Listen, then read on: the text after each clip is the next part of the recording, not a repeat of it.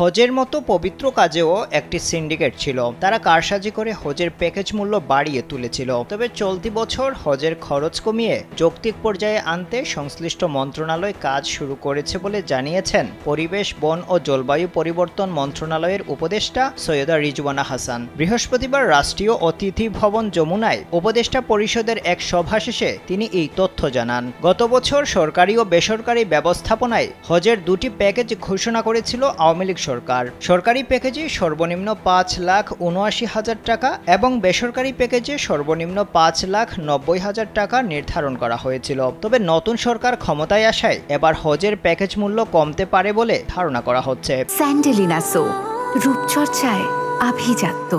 এ বিষয়ে রিজওয়ানা হাসান বলেন, মুসলমানদের জন্য হজ একটা বড় ব্যাপার, কিন্তু হজের মতো পবিত্র কাজেও একটি সিন্ডিকেট দেখতে পাই। তারা কারসাজি করে হজের প্যাকেজ মূল্য বাড়িয়ে তুলে হজের যে খরচ সেটি যাতে যৌক্তিক পর্যায়ে কমিয়ে আনা যায় সেজন্য সংশ্লিষ্ট মন্ত্রণালয় কাজ শুরু করেছে। কত হতে পারে, কত কমানো যেতে পারে সেই আলোচনা হয়েছে। তবে বর্তমান প্যাকেজ যে অনেক বেশি, সেই প্যাকেজ কমিয়ে আনা সম্ভব।